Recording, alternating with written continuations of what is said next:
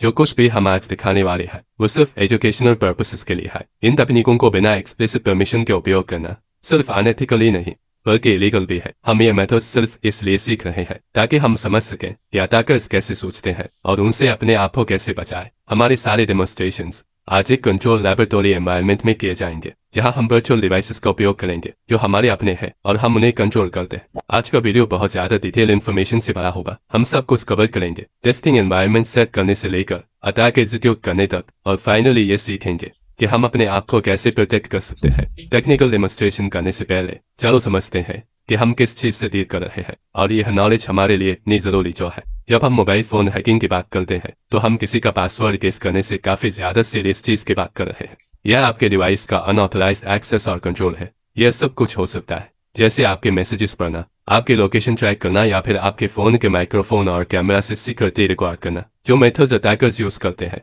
वो काफी डाइवर्स और हमेशा इवॉल्व होते रहते हैं। वो मैलवेयर डिप्लॉय कर सकते हैं। ये एक मैलिशियस सॉफ्टवेयर होता है जो आपके डिवाइस को इन्फेक्ट करता है, बिल्कुल एक डिजिटल वायरस की तरह, जो आपका डेटा चुरा सकता है या आपके सिस्टम को डैमेज कर सकता है। एक और कॉमन टेक्निक है फिशिंग, जिसमें अटैकर्स ट्रस्टेड वेबसाइट्स या एप्स के कन्विंसिंग फेक वर्जन्स बनाते हैं ताकि आपका सेंसिटिव इन्फॉर्मेशन चुरा सकें। कुछ अटैक्स और भी ज्यादा डेंजरस होते हैं जैसे man in the middle attacks. सोचो कोई आपके और जिस बंदे से आप बात कर रहे हो के बीच चुपके से खड़ा हो और आपके मैसेजेस को पढ़ रहा हो या उन्हें बिना आपको पता चले बदल रहा हो। ये सब बिल्कुल इनविजिबल हो सकता है जब आप पब्लिक वाईफाई नेटवर्क्स का यूज कर रहे हो। शायद सबसे ज्यादा डेंजरस मेथड है सोशल इंजीनियरिंग, जहां अटैकर्स किसी हाईटेक हैकिंग टूल का यूज नहीं करते बल्कि ये लोग साइकोलॉजिकल मैनिपुलेशन का यूज करके लोगों को खुद ही अपना डेटा देने या malware इंस्टॉल करने के लिए फूल बना देते हैं। आज के डेमो में हम एक खास कॉम्बिनेशन देखेंगे malware और फिशिंग का, जो स्पेसिफिकली एंड्रॉइड डिवाइसेस को टारगेट करता है। हम आपको दिखाएंगे कि अटैकर्स कैसे एक मालिशियस ऐप बना सकते हैं और कैसे वो किसी विक्टिम को उस ऐप को इंस्टॉल करने के लिए बेवकूफ बना सकते हैं। किससे हमें यह क्लियरली समझ आ जाएगा कि अगर एक डिवाइस कॉम्प्रोमाइज हो जाए तो अटैकर उस पर कितना ज्यादा कंट्रोल हासिल कर सकता है। लेकिन याद रखो, हमारा गोल ये नहीं है कि किसी को नुकसान पहुंचाया जाए। हमारा मकसद है इन थ्रेट्स को समझना ताकि हम खुद को और अपने लव्ड वंस को बेहतर प्रोटेक्ट कर सकें। अब चलो अपना टेस्टिंग एनवायरनमेंट सेट करते हैं। इसके लिए हमें चाहिए दो मेन कंपोनेंट्स, एनीमोशन जिसमें हम एंड्रॉइड का वर्चुअल डिवाइस बनाएंगे और काली लिनक्स मशीन जिसे हम अपना टेस्टिंग प्लेटफॉर्म बनाएंगे। चलो शुरू करते हैं। डेनिमोशन से अपना वेब ब्राउजर खोलो और सर्च बार में टाइप करो डेनिमोशन। जो पहला ऑफिशियल वेबसाइट दिखे उस पर क्लिक करो। अब नीचे स्क्रॉल करो जब तक तुम्हें एक बटन दिखे जिसमें लिखा हो गेट स्टार्टेड फॉर डेनिमोशन डेस्कटॉप। उस पर क्लिक करो, फिर डाउनलोड बटन दबाओ और अपने ऑपरेटिंग सिस्टम के अकॉर्डिंग वर्जन चूज करो। अगर तुम विंडोज यूज कर रहे हो तो .exe वर्जन सिलेक्ट करो।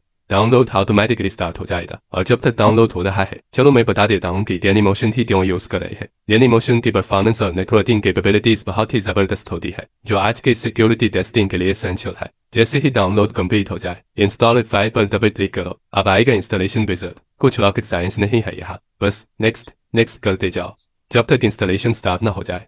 एक इम्पोर्टेंट बात, इंस्टॉलेशन के बाद तुम्हें अपना कंप्यूटर रिस्टार्ट करना पड़ेगा। यह स्टेप बहुत क्रूशियल है वरना जेनिमोशन सही से काम नहीं करेगा। रिस्टार्ट के बाद अपने डेस्कटॉप पर जाओ और जेनिमोशन का आइकॉन क्लिक करो। जब तुम जेनिमोशन को फर्स्ट टाइम लॉन्च करोगे तो सबसे पहले एक अकाउंट बनाना पड़ेगा। मैं इस वीडियो में अकाउंट क्रिएशन प्रोसेस स्किप कर रहा हूँ क्योंकि ये एकदम सिंपल है। स्टैंडर्ड रजिस्ट्रेशन स्टेप्स फॉलो करो जैसे नाम, ईमेल, पासवर्ड डालना और बस। लेकिन हाँ, ये स्टेप कंप्लीट जरूर कर लेना, पिन को ठीक रहेंगे। नेक्स्ट पे क्लिक करो और फिर इंस्टॉल पे। यह प्रोसेस तुम्हारे इंटरनेट स्पीड पे डिपेंड करेगा इसलिए थोड़ा टाइम लग सकता है। जब तक यह इंस्टॉल हो रहा है चलिए मैं तुम्हें बताता हूँ आगे क्या करने वाले। हमारा गोल ये दिखाना है कि कैसे अटैकर्स एक लेजिटिमेट ऐप का मलिशियस वर्जन क्रिएट कर सकते हैं। हम एक रियल ऐप को चूज करेंगे और उसमें मलिशियस कोड बाइंड करेंगे जो हमें रिमोट एक्सेस देगा डिवाइस पर। डेनिमोशन का इंस्टॉलेशन कंप्लीट होने के बाद उसे क्लोज करो और वर्चुअल बॉक्स ओपन करो। तुम्हें अपना एंड्रॉइड वर्चुअल डिवाइस वहां लिस्टेड दिखाई देगा। स्टार्ट करो उसको और वेट करो जब तक तुम्हें IP मैनेजमेंट कंसोल मैसेज ना दिखे। ये इंडिकेट करता है कि हमारा वर्चुअल डिवाइस यूज के लिए रेडी है। अब डेनिमोशन दोबारा ओपन करो और एमुलेटर रन करो। अब हम अपना अटैक एनवायरनमेंट तैयार करते हैं। अपनी काली लिनक्स वर्चुअल मशीन ओपन करो। सबसे पहले हमें अपने मशीन का IP एड्रेस आइडेंटिफाई करना है।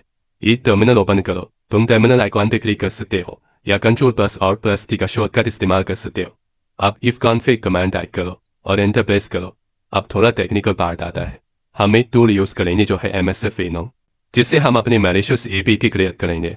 MSF Venom मेटास्ट्रॉइड फ्रेमवर्क का एक हिस्सा है जो स्पेसिफिकली पेलोड्स क्रिएट करने के लिए डिजाइन किया गया है। अब एक नया फोल्डर ओपन करो जहां तुम अपने मैलिशियस एपीके सेव करना चाहते हो और उस फोल्डर में टर्मिनल ओपन करो। अपने टर्मिनल में ये कमांड टाइप करो sudo msfnum।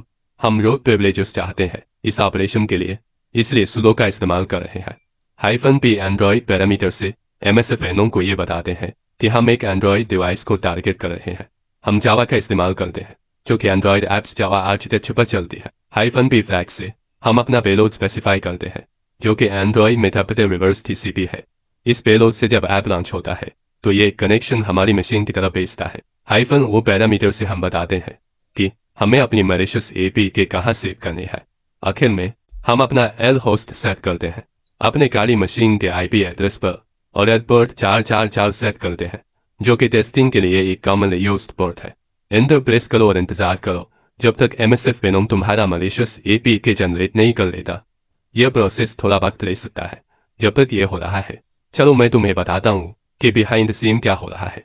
msfnum एक एपीके बना रहा है जो हमारे पेलोड को कंटेन करता है। यह पेलोड इसीलिए डिजाइन किया गया है ताकि एक सिक्योर कनेक्शन एस्टैब्लिश हो सके हमारी अटैकिंग मशीन से।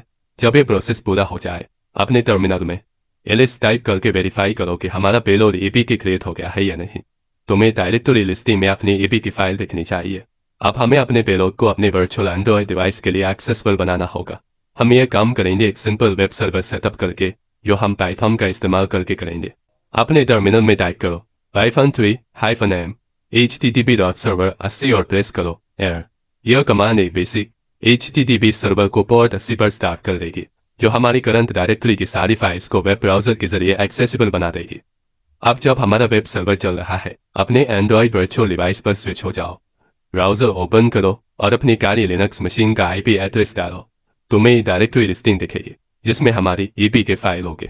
उस पर क्लिक करो और डाउनलोड कर लो। तुम्हें शायद अननोन सोर्सेज से डाउनलोड करते वक्त कुछ वार्निंग्स दिखें। असली डिवाइस में ये वार्निंग्स इंपॉर्टेंट सिक्योरिटी फीचर्स होते हैं, लेकिन हमारे डेमोन्स्ट्रेशन के लिए हम इंस्टॉलेशन कंटिन्यू करेंगे। एपीके इंस्टॉल होने के बाद रन पे क्लिक करो, लेकिन अभी ऐप को ओपन मत करना।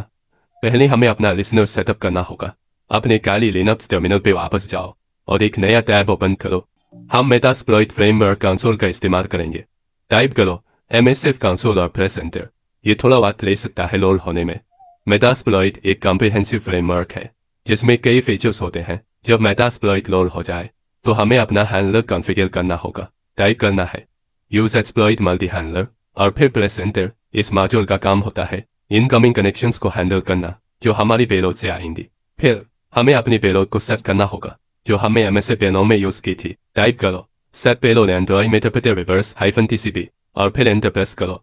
अब ऑप्शंस चेक करते हैं। टाइप करो शो ऑप्शंस और एंटर प्रेस करो। तुम्हें दिखेगा कि एल होस्ट सेट नहीं है, लेकिन एल पोर्ट पहले से 4444 पर सेट है। एल होस्ट को सेट करने के लिए टाइप करो सेट एल होस्ट और फिर अपनी काली मशीन का IP एड्रेस डाल दो। फिर शो ऑप्शंस दोबारा रन करो ताकि सब कुछ सही तरीके से कॉन्फ़िगर हो, ये वेरीफाई हो सके। अब आता है सबसे एक्साइटिंग पार्ट। टाइप करो रन और एंटर दबाओ। ये हमारा हैंडलर स्टार्ट करेगा जो टारगेट डिवाइस से कनेक्शन का इंतजार करेगा। अब अपने एंड्रॉयड वर्चुअल डिवाइस पर वापस जाओ और हमारा ऐप ओपन करो। अपने मेटास्प्लॉइट कंसोल को ध्यान से देखो। कुछ ही सेकंड्स में तुम्हें एक मैसेज दिखाई देगा जो ये इंडिकेट करेगा कि मेटाप्रेटर सेशन एस्टैब्लिश हो गया है। इसका मतलब है कि अब हमारे पास टारगेट डिवाइस का कनेक्शन है। चलिए अब देखते हैं कि हम इस कनेक्शन के साथ क्या कर सकते हैं। मेटाप्रेटर प्रॉम्प्ट पर टाइप करो sysinfo और एंटर दबाओ। ये कमांड हमें कॉम्प्रोमाइज डिवाइस के बारे में डिटेल जानकारी दिखाएगी, जैसे कि एंड्रॉयड वर्जन और हार्डवेयर की डिटेल्स। अब टाइप करो गेट UID ताकि हम देख सकें कि हम किस यूजर अकाउंट के अंदर रन कर रहे हैं। अगर तुम हेल्प टाइप करोगे तो तुम्हें वो सारी कमांड्स मिलेंगे जो तुम बाहर एग्जीक्यूट कर सकते हो। अब कुछ पावरफुल कमांड्स ट्राई करते हैं। अगर तुम्हें जानना है कि डिवाइस रूटेड है या नहीं तो टाइप करो check_root और एंटर प्रेस करो। और अब ये जो पार्ट है वो काफ़ी इंटरेस्टिंग है।